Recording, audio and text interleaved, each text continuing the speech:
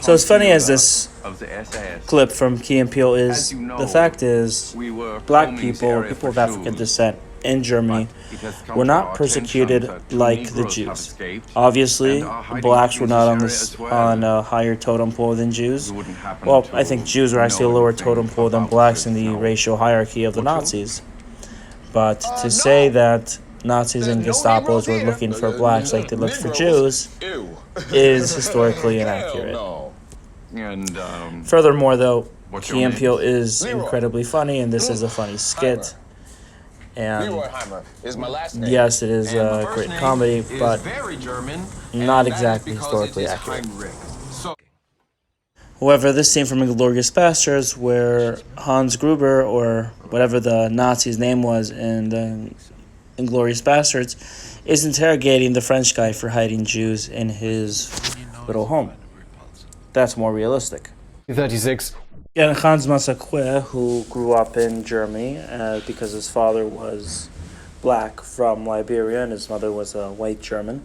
So he had a very difficult time in terms of trying to integrate into German society. He wanted to join the Hitler Youth, yet they wouldn't let him because he wasn't white or German like the rest of the kids. Years old, and he believed that it was finally time for him to join the Nazi Party. All of the boys in Hans's school stood in the yard, and their principal called out their names one by one to announce their official enlistment in the Hitler Youth. Hans stood and he waited in anticipation of his name to be called, but it never was. Out of 800 kids, he was the last one left standing. He tried to enlist in the German army after graduating high school, but he was denied entry because of his race. Non-Aryans, they were not allowed to hold a job, and they were not allowed to earn an income either. The Nazi government made sure that he was left with almost no hope of having any kind of life after high school. Again, Hans was very much influenced and wanted to join the Nazis in their fight against the world, but because he wasn't a full Aryan and because he was black, he did not have full citizenship in Germany, nor could he work or have a decent life. So blacks in general in Germany, they suffered discrimination, and they even suffered forced sterilization because the SS would actually go after mixed race people and blacks and force sterilize them. So that was always a problem that they faced. However, they weren't mass exterminating them. Thankfully, the next video is Esther Fordham, who was a African German who lived in Germany during World War II. She even wrote a book about her experience in Germany. And this is her being interviewed on what life was like under the Nazis in Germany while being black. Your oldest sister married.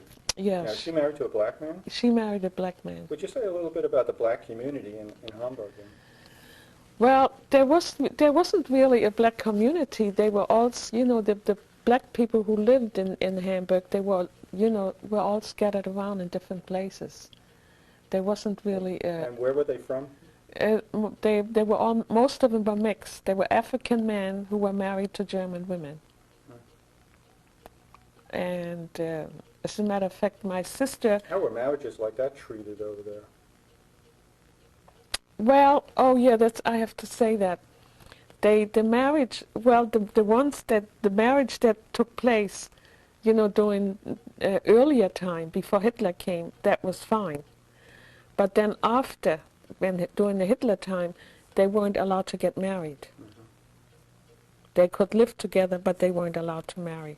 So basically, blacks in Germany, yes, they faced discrimination. Yes, their lives were difficult. Yes, there were forced sterilization of black Germans, but they were in no way, the Nazi Party was in no way interested in exterminating them.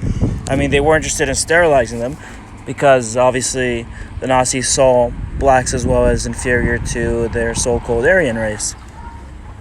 But whether they really cared enough, I mean, there wasn't even enough black people in Germany at the time for there to be any significant care.